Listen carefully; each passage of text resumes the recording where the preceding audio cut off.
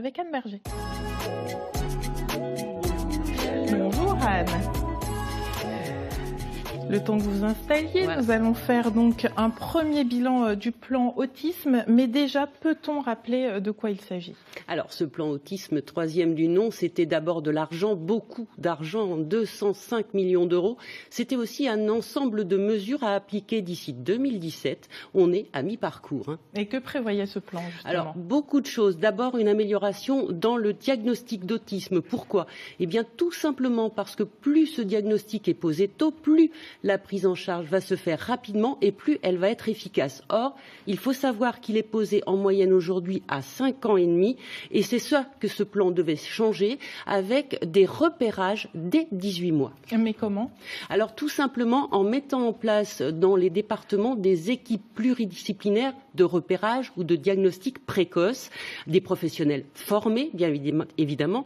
Alors ça peut être des médecins, des services de pédiatrie, de pédopsychiatrie, des centres médico-pédagogiques. Jusqu'à présent, il faut savoir que ce sont les centres ressources autisme qui étaient chargés de faire ces dépistages. Ces centres, il y en a un par région, donc c'était très très long déjà d'avoir des rendez-vous et puis bien sûr de faire un diagnostic. Or maintenant, ce plan prévoit que ces centres ne seront plus chargés que des diagnostics très complexes.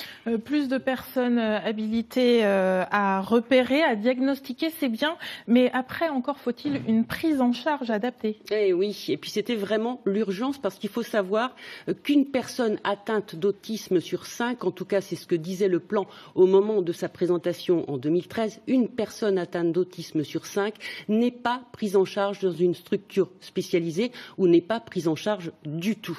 Mais là, il y a déjà du changement. Oui, alors un petit peu, effectivement, le plan prévoyait par exemple la création d'ici 2017 dans tous les départements d'unités d'enseignement en maternelle. Chacune de ces unités devait accueillir 7 enfants de 3 à 6 ans. Eh bien, 2 fonctionnent déjà, l'une en Franche-Comté dans une école maternelle de Besançon, l'autre en Bourgogne dans une école maternelle de Quetigny, c'est près de Dijon. C'est bien, mais c'est encore très peu. Oui, parce qu'il y aura effectivement 7 places au final dans chaque département.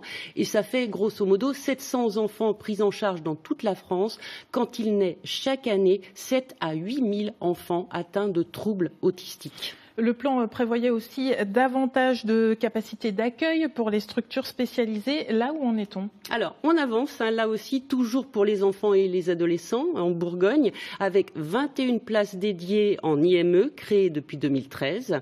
Et puis, la création de places en CESAD. Alors, qu'est-ce que c'est que les CESAD? Ce sont des services d'éducation spéciale et de soins à domicile, avec là une toute nouvelle structure qui a ouvert à Saint-Apollinaire. Encore une fois, c'est près de Dijon. Cette structure, elle prend en charge une vingtaine d'enfants. On regarde le reportage. Allez voir le docteur, Laura. D'accord. Laura a 5 ans. Elle est suivie ici depuis mai 2014. Et tous les mois, avec sa maman Céline, elle vient y rencontrer une psychiatre pour faire le point sur l'accompagnement qui lui est proposé et ce qui pourrait évoluer. On a des éducateurs, éducatrices qui prennent en charge Laura sur des temps éducatifs à la maison, à l'école. Aussi en activité, on vient ici au CESAD le mercredi après-midi, une semaine sur 2. Pareil avec médiation, avec l'animal. On a un temps éducatif sport avec Johan, son éducateur, Marion. Enfin voilà, on a une équipe au grand complet. Une équipe pluridisciplinaire et surtout spécialisée qui intervient pour chaque enfant en fonction des besoins. Cet accompagnement se fait dans le cadre d'un projet personnalisé où l'équipe pluridisciplinaire en fait, va aider la famille dans le cadre du soutien à la scolarité de l'enfant, le cas échéant un accompagnement dans le cadre de la formation professionnelle et de l'insertion professionnelle de celui-ci et surtout l'objectif général est de développer l'acquisition de l'autonomie du jeune. Et les progrès de Laura, Céline les constate jour après jour depuis que sa petite fille est prise en charge ici. Niveau verbal, c'était une petite fille qui était non verbale et qui aujourd'hui en fait a tout le côté langage qui est en train d'exploser. Oui Laura. Et ça vous a même étonné? Oui, c'était surprenant en fait. On avait Laura avant et on a Laura aujourd'hui. Et voilà, on espère que ça va continuer dans ce sens-là et que les progrès seront aussi dans le futur. Et on y croit, vraiment.